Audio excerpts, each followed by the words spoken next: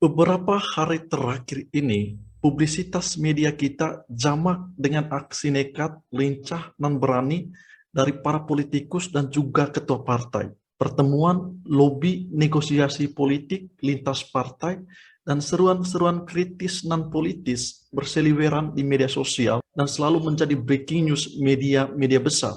Ibarat pesilat, elit-elit politik kita memiliki banyak jurus untuk mempengaruhi kehidupan politik bernegara. Mereka sibuk dengan safari politik di tengah kondisi negara yang memiliki ragam persoalan dan bahkan sebenarnya tidak baik-baik saja. Masyarakat bingung bercampur cemas karena harga barang kebutuhan pokok merangkak naik, penyakit menular pada hewan merugikan peternak sapi, kelangkaan kebutuhan pokok dan kompleksitas persoalan membuat begitu banyak ketidaknyamanan di berbagai sektor yang membutuhkan kehadiran dan kerja nyata seluruh elemen bangsa, pemerintah, DPR, DPD, partai politik, elit-elit politik, dan sebagainya. Tapi sayangnya, mereka sudah membaptis tahun ini sebagai tahun politik yang mana diskusi kita kembali tentang calon presiden dan wakil presiden, teman koalisi, ideologi partai, dan sebagainya. Rumit. Setidaknya, sebagai masyarakat, kita mesti sadar,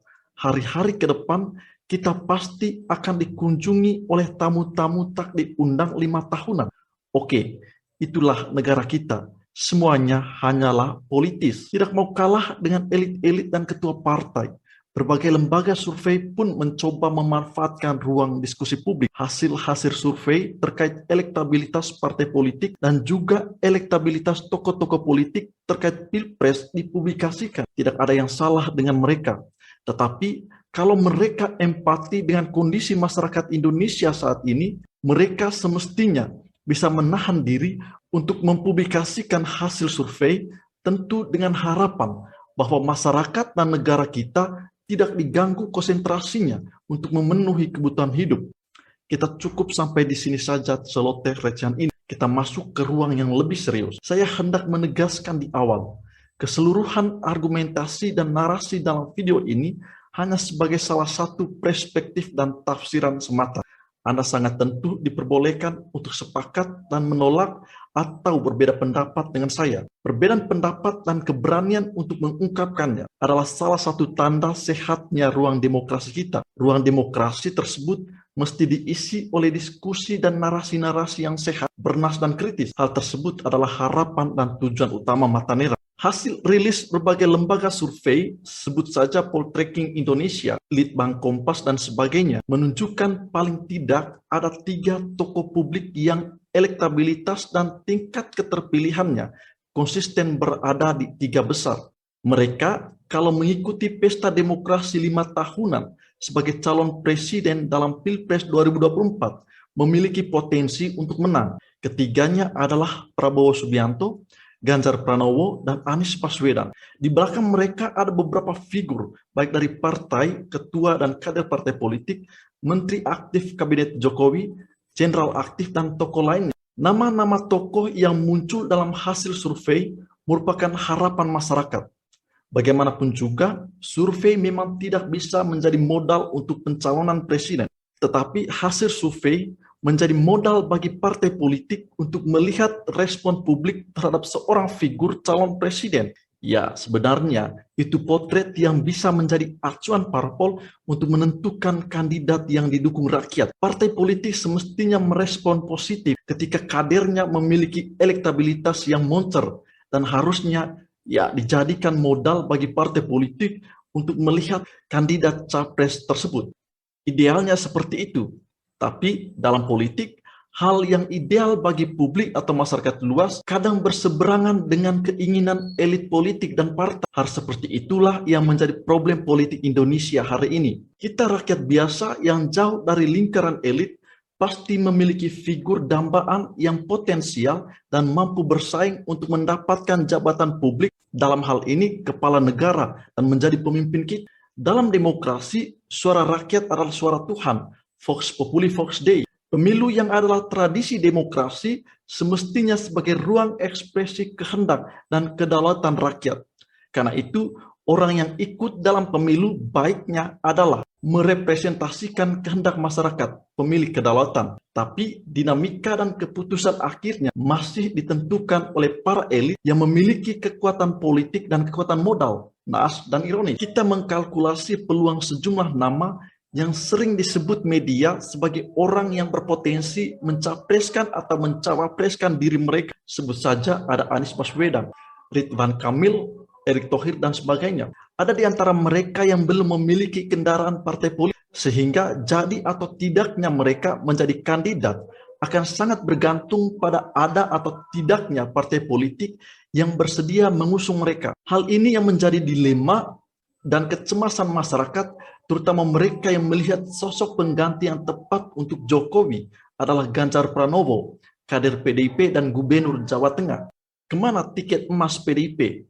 Apakah Ganjar bisa mendapatkan tiket tersebut? Mengapa kita sebut tiket emas? Sederhana, dilihat dari 21% jumlah kursi di DPR dan ketentuan ambang batas pencalonan presiden, PDIP adalah satu-satunya partai politik yang bisa mencalonkan presiden dan wakil presiden tahun 2024 tanpa perlu sibuk mencari rekan koalisi. Hal itu diatur dalam Undang-Undang Nomor 7 Tahun 2017 tentang Pemilu. Tiket emas tersebut masih berada di tangan Ibu Megawati selaku Ketua Umum PDIP. PDIP memiliki mekanisme internal yang mana memberikan hak veto dan prerogatif kepada Ketua Umum dalam menentukan calon presiden dan cawapres yang akan diusung oleh partai. Setidaknya ada dua nama yang berpeluang meraih tiket tersebut, yakni Ganjar Pranowo dan Ketua DPR Puan Maharani, yang juga merupakan anak kandung Ibu Megawati. Kedua calon kandidat itu berkeinginan tiket emas tersebut bisa dijadikan sebagai kendaraan politik untuk pencalonan presiden. Sebagai kader PDIP, Ganjar tentu berhak merasa pantas untuk dicalonkan oleh partainya. Demikian juga Puan, yang setelah malang melintang di birokrasi pemerintahan sebagai Menko Bidang PMK dan Ketua DPR, semakin percaya diri bisa memimpin negeri ini. Tidak ada yang salah dengan ambisi politik kedua politisi ini. Konstitusi negara juga menyebutkan adalah hak seorang untuk memilih dan dipilih, tentu dalam hal ini sebagai kepala negara. Kita melihat dari sisi elektabilitas. Hasil survei beberapa lembaga tentang elektabilitas beberapa tokoh politik atau individu yang dianggap pantas untuk menduduki kursi presiden di pemilu 2024 nanti, Ganjar selalu berada di urutan 3 besar. Hasil survei Poltreking Indonesia dirilis pada Juni 2022 misalnya menunjukkan tingkat keterpilihan Ganjar tertinggi dan mengalahkan elektabilitas Prabowo Subianto, Ketua Partai Gerindra. Bagaimana dengan elektabilitas Ketua DPR Puan Maharani? Kalau melihat dari hasil survei, elektabilitas Puan masih jauh di bawah Ganjar. Namun, beberapa survei lain juga menunjukkan elektabilitas Puan terus naik dalam bursa Pilpres 2024, seperti yang dilakukan oleh lembaga survei independen. PDIP dan Puan memang harus bekerja keras lagi untuk masuk dalam jajaran figur dengan elektabilitas yang memadai. Kalau dilihat dari elektabilitas kedua figur ini, PDIP semestinya realistis dan serentak mesti berani untuk memfokuskan diri memperjuangkan Ganjar. Tetapi lagi dan lagi, PDIP memiliki mekanisme internal. Bisa jadi elektabilitas yang tinggi dalam survei tidak menjadi penentu dalam internal PDIP. Hal tersebut sekarang semakin terang benderang muncul ke permukaan publik dan digoreng oleh media. Angin segar yang didapat Ganjar itu tentu tidak disambut positif, bahkan dinafikan oleh kader-kader PDIP lainnya yang masih menginginkan Puan maju di kompetisi Capres 2024. Puan Maharani oleh kader PDIP dinilai lebih pantas untuk maju di Capres 2024 dan dianggap sudah matang dalam berpolitik. Puan yang dinilai sudah matang dalam berpolitik sayang untuk dilepaskan begitu saja oleh PDIP untuk mendapatkan golden ticket tadi. Belum lagi PDIP tentu juga sudah harus memikirkan masa depan partai dalam waktu dekat ini. Bagi PDIP, sudah waktunya mengusung Puan demi panggilan sejarah dan terah Soekarno.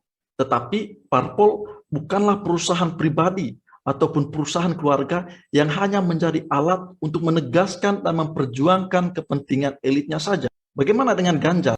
Bisa dikatakan elektabilitas mentereng dari Ganjar bak kerikil tajam dalam tubuh PDIP. PDIP sendiri melalui beberapa kadernya menunjukkan resistensi dan sinisme terhadap gerakan-gerakan politik yang dilakukan oleh Ganjar dan relawan-relawannya yang sudah berseliweran di media sosial dan melakukan deklarasi di berbagai daerah di Indonesia. Ada kader PDIP yang mempertanyakan kinerja Ganjar selama menjadi Gubernur Jawa Tengah. Resistensi dan kisruh seperti ini bisa jadi memberatkan langkah dan bahkan meniadakan kemungkinan pencalonannya nanti. Hal yang mesti dipahami oleh pendukung Ganjar menghadapi PDIP membutuhkan ketelitian dan perhitungan yang ekstra detail. Ikuti saja disiplin partai, tidak usah gerusa-gerusu. Bu Mega dalam Rakernas Partai juga sudah menegaskan bahwa sekarang ini tidak boleh ada manuver-manuver, koalisi-koalisian, satu komando saja. Selain itu, tidak ada salahnya melakukan kilas balik